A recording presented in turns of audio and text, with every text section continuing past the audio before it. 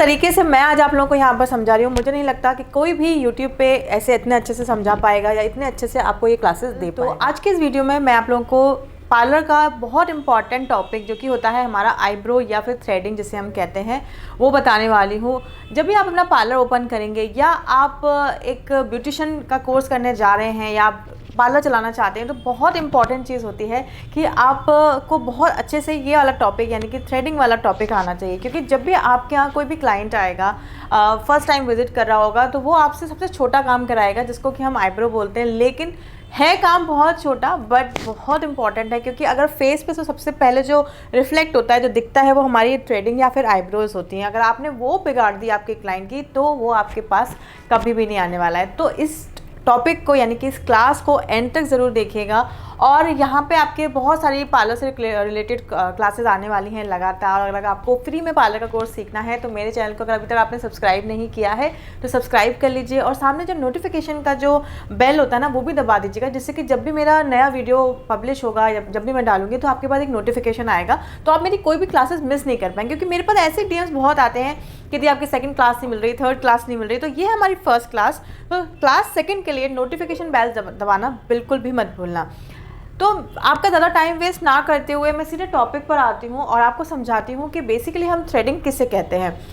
Threading जो होता है वो हम एक धागा का यूज़ करके, जो कि मैं अभी आपको दिखाऊंगी कि हमें कौन कौन से प्रोडक्ट लगते हैं आईब्रो के यूज़ करने के लिए या थ्रेडिंग करने के लिए, जो धागे का यूज़ कर चाहे बालों को निकालते हैं आपके फेस पर से। थ्रेडिंग में सबसे पहले जो यूज़ करने वाली चीज़ होती है वो होती है हमारा ये धागा। और ये मेरे अगर आपने पहले भी वीडियोस देखे होंगे तब भी आपने देखा होगा कि मैं हमेशा इस धागे के बारे में बताती हूँ, जो कि हम ऑर्गेनिक धागा बोलते हैं इसको। और ये 40 नंबर का धागा होता है। यहाँ पर मैंने क्या क्या चीज़ें यूज़ होती हैं आप जब भी थ्रेडिंग करते हैं वो भी लिखा हुआ है। आप चाहें तो उसका स्क्रीनशॉट भी ले सकते हैं, नोट्स प्रिपेयर कर सकते हैं और मुझे मेरे इंस्टाग्राम पर भी शेयर कर सकते हैं, जिससे कि मुझे पता चल जाएगा कि आप लोग बहुत अच्छे से सीख रहे हैं। और इंस्टाग्राम आईडी भी मेरा अनामिका जॉय सिंह के नाम से ही है।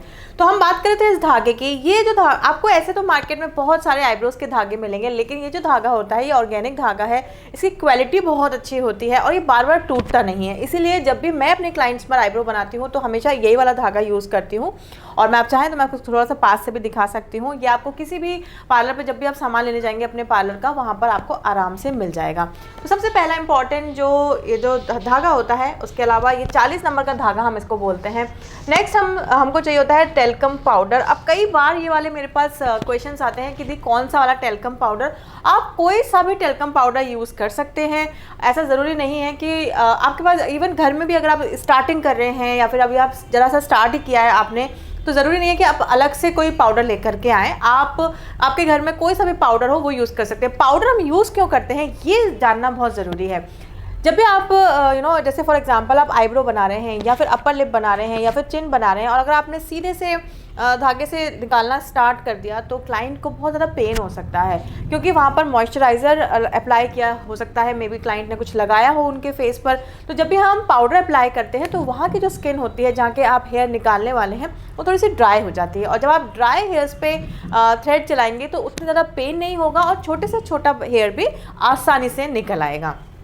नेक्स्ट हम यूज़ करते हैं कॉटन। तो कॉटन के लिए आप कोई सी भी, आपके पास जो भी कॉटन अवेलेबल हो, उसको आप कभी भी याद रखें कि जब भी आप पाउडर का यूज़ कर रहे हैं तो कभी भी आपको अपने रॉ हैंड से यूज़ नहीं करना है। आप इस तरीके से कॉटन यूज़ करके उसके बाद आप अच्छे से जब अप्लाई करेंगे ना, तो ये एक शो करता है कि आप एक प्रोफेशनल ब्यूटिशियन हैं। तो अब हम यहाँ पर प्रोफेशनल ब्यूटिशियन बनने आए हैं, ये नहीं कि आप हाथों से लगा रहे हैं, तो ये अच्छा नहीं दिखता है। तो आप इस तरीके से कॉटन यूज़ कर सकते हैं।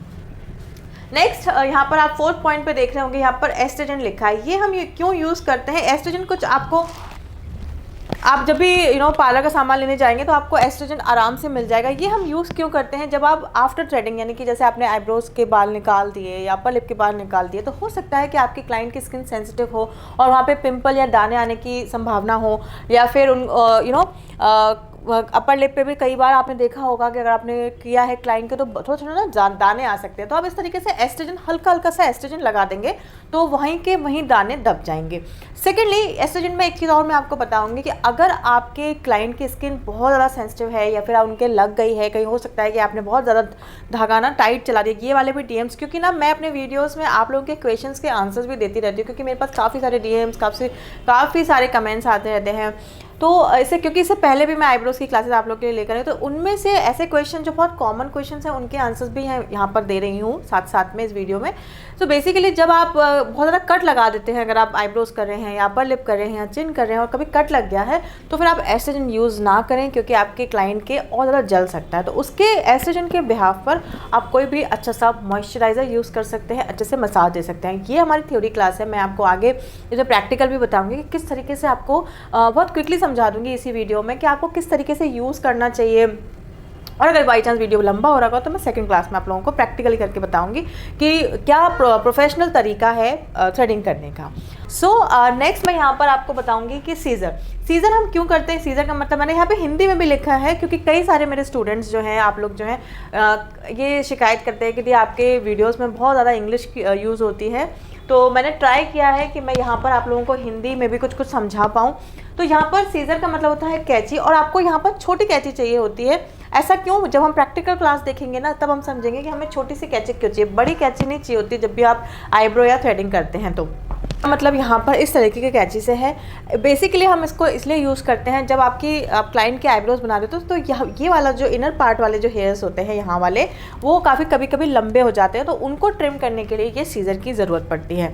एक नेक्स्ट बहुत ही कॉमन क्वेश्चन है कि हम थ्रेडिंग कहाँ कर सकते हैं।